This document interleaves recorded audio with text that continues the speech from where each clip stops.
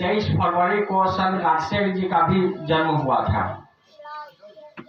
तो उनको भी हम इस जन्मोत्सव के बीच में याद करते हैं, उनको भी सत सत नमन करते हैं। हमारे लोकचार की भाषा में संत रविदास जी ने तरह तरह के गुलामों के जंजीर से ऊपर उठ करके विचार करने के लिए संदेश दिए, जिसका दोहा आज प्रचलित है और पहले भी प्रचलित था। कुछ कुछ उन दोहा का अंश विषयों में ही पढ़ाया जाता था, लेकिन आज के सिलेबस में ये सब नहीं है, जिस कारण इतिहास को मूलवादी शिक्षा पद्धति के द्वारा हमारे इतिहास को धूमिल किया गया है, जिससे आज के बहुजन समाज अपने पूर्वजों के इतिहास को नहीं जान पा रहे हैं। ये चिंता की बात है।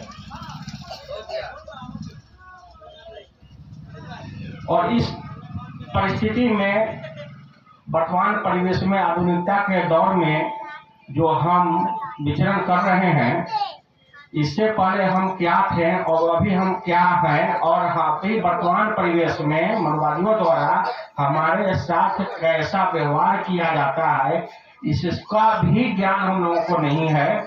जिसका एकमात्र कारण है मानसिक गुलामी, और मानसिक गुलामी की जोर पर आज हम बहुजन जात पात के भंवर में फंसे हुए हैं।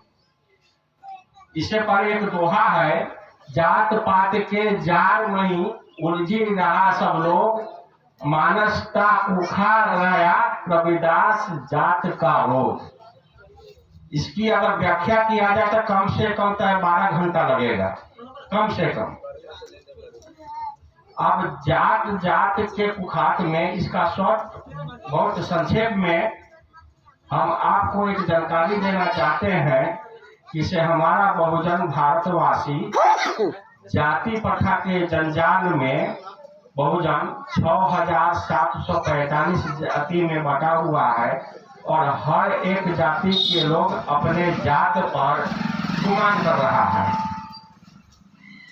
हम जात के लोग कहता है, हम नहीं कहते हैं, लोग कहता है कि इसे तुम मरा हो, और हमारे ही समाज के लोग कहते हैं कि इसे वह टोली हो, ग्वार हो, यादव हो, धोबी हो, चमार हो, दुसाद हो। तो ये सब बात कह करके इन सबको एक दोहा के रूप में, एक कवि के रूप में, संत के रूप में समाज सुधारने की बात मुहिम उस टाइम में मतलब चलाए, और बहुत हद तक सफलता भी पाए। और जिसका एक अनुसरण मीरा, एक कवित्री थी मीरा महादेवी वर्मा, वो भी कुछ हद तक प्रचारित किए। तो सबसे बड़ी बात है कि इसे जात के पर बात जो हुआ, उस समय के बहुजन लोग भी पूरा नहीं समझ पाए। हमारे संत रविदास जी बहुत बड़ा संदेश देते थे, इसे अपने दिमाग की बत्ती जलाओ और तर्क के आधार पर सही बात का शोषण करो। आप सब भी जानते हैं, जरा सोचिए, आप अगर ज्यादा हो तो अपने कलेजा पर हाथ रख करके सोचिए। हम मना है, हम तो सोचे हैं कि से भाई आदमी का बच्चा तो आदमी होता है, बाघ का बच्चा बाघ ही होगा, हाथी का बच्चा हाथी ही होगा, लेकिन आदमी का बच्चा कोई दुसाद, चमार, मल्लाह, डोम, हलकोड़, यादव, कोयली, दुनिया कैसे हो जाएगा, और कोई ब्राह्मण और क्षत्रिय कैसे हो जाएगा? ये तो सोचने की बात है। जानवर जाति जानवरों में होती है। हाथी का बच्चा हाथी, तो शेर का बच्चा शेर, बाघ का बच्चा बाघ, खरहा का बच्चा खरहा, बकरी का बच्चा बकरी। लेकिन आदमी का बच्चा 6000 जाति में विभिन्न जाति के नाम से, उसमें भी उपजाति, हमारे मल्लाह में भी तो एक उपजाति है, 7 कोटि को लोग बोलता है, 7 शाखा बोलता है, तरह तरह का है, सुरैया है, बरफर है, बरफुआ है, गोरी है, गोरख है, इत्यादि कर करके। तो इस प्रकार प्रत्येक जाति में मतलब उपजाति होगी। अब सोचने की बात है, बाबा हम आपसे भी कहते हैं, आप कोई भी जात हो, कैसे कि हमको कोई ब्राह्मण है कैसे? हमको मलाह बोल दिया, आपको दुसाध बोल दिया, इनको चमार बोल दिया, कैसे? इसका भी तो कोई प्रमाण होगा ना। तो इसका तो कोई शास्त्रीय प्रमाण है नहीं। संत रविदास जी कहते हैं कि जिस रूप से ब्राह्मण का जन्म हुआ उसी रूप से प्रत्येक शूद्र का जन्म हुआ, तो वो ब्राह्मण कैसे अछूत कैसे? तो ये इनका बात सही बैठता है, इनकी बात को मानना चाहिए। अब एक अनपढ़ गंवार व्यक्ति भी जानवर के पैखाना को देख करके बता देगा किसी फलाना का पैखाना है, बताएगा कि नहीं बताएगा? ये हाथी का पैखाना है, ये ऊंट का पैखाना है, ये बकरी का पैखाना है, ये भैंसी का पैखाना है, तो कोई बता देगा ना। पैखाना देखने से आप लोग पहचान कीजिएगा ना किसे कौन सा जानवर का पैखाना है।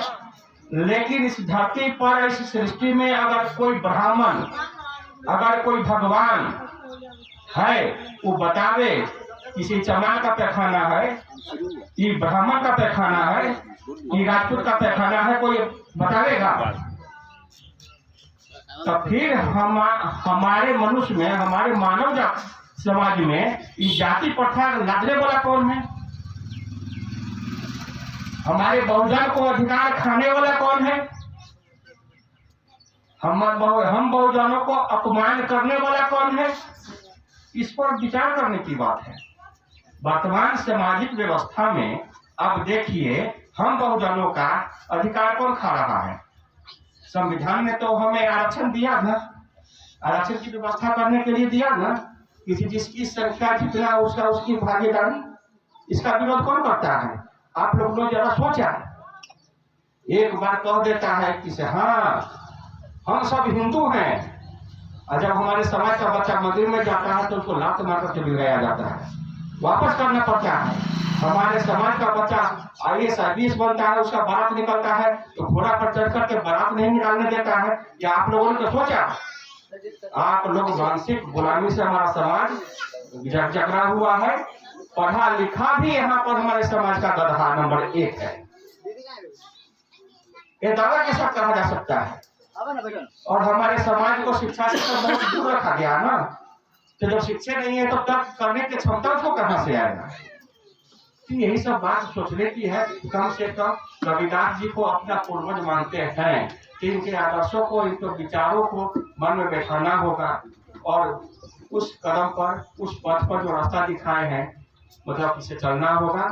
गौतम बुद्ध का रास्ता है, अम्बेडकर साहब का बना हुआ संविधान आज खतरा में है। मैं आप लोगों से पूछना चाहता हूँ कि इसे हमारे हक अधिकार की लड़ाई को कौन दूर कर रहा है? जब हमारा पूर्वज समानता की बात करते थे, तो आज संविधान, ये वर्तमान जो सरकार जो है संविधान को खोखला कर रहा है, धीरे धीरे हमारे अधिकार को, आरक्षण को खत्म कर रहा है। यही भाजपा सरकार दिल्ली में संत रविदास मंदिर को मतलब किसे तोड़वा दिया कि नहीं तोड़वा दिया, और विवादित स्थल पर राम का मंदिर बनाया। आपको संत रविदास में और राम को भेद को समझना होगा। राम जो है से हमारे समाज के समूह का हथियारा है, नारी समाज का अपमान करता है। ये सब सोचने की बात है। हमारा आरक्षण का विरोध कोई मुसलमान नहीं कर रहा है, हमारा आरक्षण का विरोध कोई अनुसूचित जाति नहीं कर रहा है, अनुसूचित जाति का आरक्षण का विरोध कोई पिछड़ा समाज का लोग नहीं कर रहा है। सभी के आरक्षण का विरोध कर रहा है तो वह है मनुवादी सरकार, मनुवादी विचारधारा के लोग। हमारे समाज के भी लोग मनुवादी विचारधारा के हैं जो उनको समर्थन करते हैं, और वो हमारे समाज के लोगों का समर्थन पा करके वो हमारे हक अधिकार को कुचल रहे हैं। इस बात को भी आपको सोचना होगा। जब तक इस बात पर आप अमल नहीं कीजिएगा तब तक आप अपने पूर्वजों के बताए हुए रास्ते कदम पर नहीं चल सकते हैं, और इसी तरह अधिकार जीवन व्यतीत करना पड़ेगा जिस तरह से हमको हमारे पूर्वजों के गले में हाड़ी और कमर में झाड़ू लटका करता था। और वो दिन मतलब आने वाला है जब आप इस वर्तमान परिवेश में इस तरह से सोए हुए रहिएगा, तो वह दिन भी आएगा। और इंतजार कीजिएगा, मनुवादी का वर्चस्व इतना वर्चस्व हो गया है कि से आने वाले भविष्य में गले में मटका और कमर में झाड़ू बजने वाला है। इन्हीं सब सोचों के साथ कुंठित आत्मा से हम रविदास जी को नमन करते हैं किसे और क्षमा चाहते हैं कि आपकी बात को हम अपने समाज में पहुंचा नहीं पा रहे हैं और आपकी बात और आपकी विचारधारा मेरा समाज नहीं मान रहा है, इसलिए हमें क्षमा करेंगे। धन्यवाद। जय भीम।